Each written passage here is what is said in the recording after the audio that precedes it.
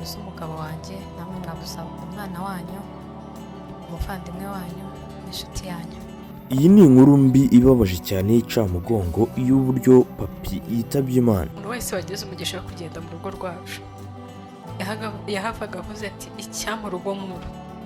Ubuhamya bwe papi yasize imusozi bwavuzwe n'umudamu we, ndetse turaza kubigaruka mu kanya kari imbere gatoya. Gusa mu ncamake mbere yo kutubivugaho ku buryo burambuye, yari umugabo witondaga cyane, umugabo ukunda umudamu we, umugabo witaga ku rugo rwe, umugabo utatinyaga koza amasahani, umugabo utatinyaga gukoropa, gukubura, gufura, koza umwana. Ibyo byose akabikora atiganda kandi akabikora abikunze, anaseka nta kibazo afite.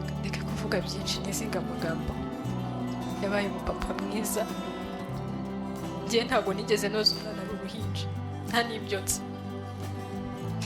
Amazina ye yitwa Rutangura Patrick, yavutse ku itariki 14 z'ukwezi kwa kane mu 1990. Igihe yaviriye muri uyu mubiri, ndavuga igihe yitabye Imana ku itariki 20 z'ukwezi kwa karindwi mu 2026. Gushyingurwa kwe byari amarira gusa, by'umwihariko umudamu we asize ukiri mutoya, ndetse akaba yarabanye n'umudamu we igihe gitoya cyane, dore ko ubukwe bwabo bwabaye mu bihe bya Covid. Nabwo nyuma y'ubukwe bwabo haciyemo igihe umuntu wese wubatse urugo ageramo akababara cyane. Icyo gihe mvuga ni igihe cyo kubura urubyaro, ariko Imana yaje kubatunga inkoni nyuma y'igihe gitoya babona umwana. Uyu papi yitabye Imana azize uburwayi.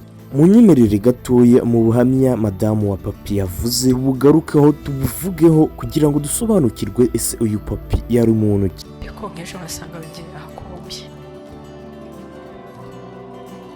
usanga yatetse yogeje ibyombo, mu rugo harasa neza, ukagira ngo hari undi muntu wahasigaye. Akaza kuntegereza mu cyapa cya bisi twagendagamo akagendo gakeya.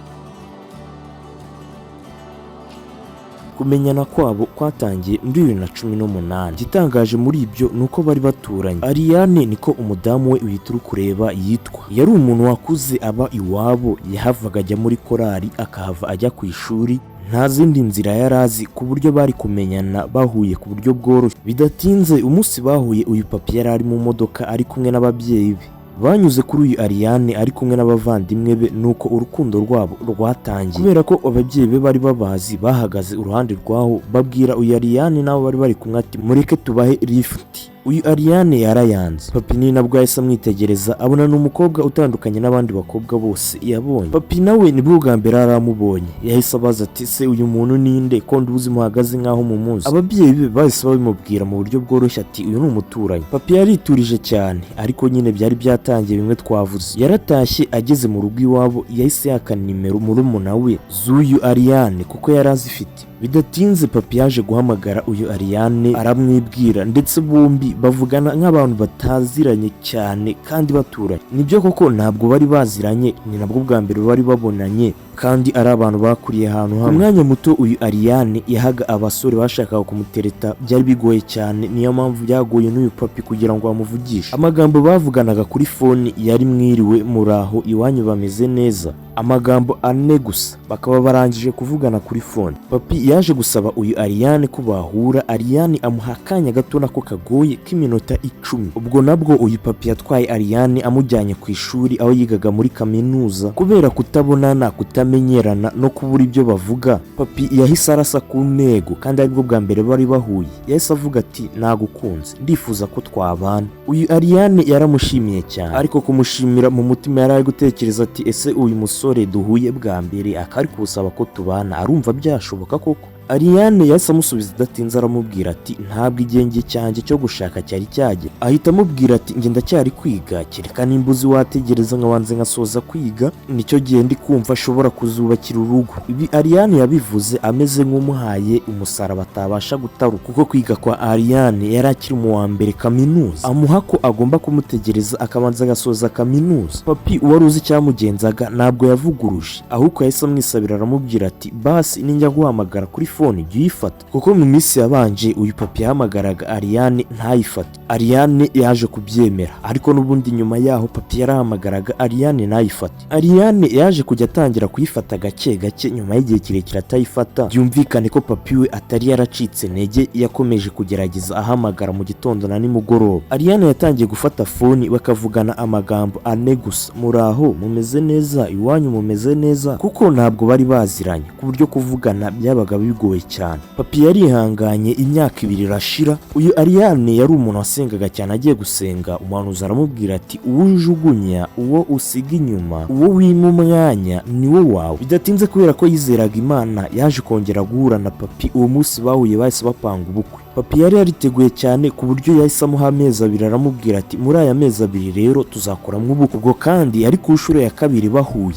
Uyu Ariane yahise amubwira ati: mu buto bwanjye njye sinasohokeye ahantu, mu buto bwanjye ntabwo ninejeje n'urundi rubyiruko rwose, niyo mpamvu rero nimba uzi ko uzanenguha ntazabyihanganira na gato. Ariane ahita amubwira ati: nitubana uzasohokane, uzankorera ibintu byose byiza, kuko sinigeze mbigira mu buto bwanjye. Papi yahise abyemera byose. Bitatinze baje kubana. Uko papi yabimusezeranyije byose yabikoze byikubye, ndetse uyu papi yagerageje guha umwanya urambuye uyu Ariane ngo yige. Uyu papi akora imirimo yo mu rugo, akajya yoza ibyombo, agateka, agakubura, naho baboneye umwana akajya amwoza. Akora ibintu bishoboka byose anezeza uyu Ariane. Uyu papi wabaye umugabo mwiza mu rugo rwe. Uyu papi wabaye umusore mu basore. Uyu papi wabaye umwana mwiza ku babyeyi. Uyu papi umugabo w'ibigango, umugabo w'ibogari, umugabo ushimwa na buri wese bahuye. Yaje kurwara, ndetse arwara uburwayi bukomeye cyane bunababaje, kuko mu buhamya bagiye batanga bagiye bavuga ati: umubiri waramutengushye cyane, umubiri waramuhemukiye, kuko yararwaye, arwara nabi. Uyu papi warwajwe na Ariane, umudamu we nawe adataha, yaje kwitaba Imana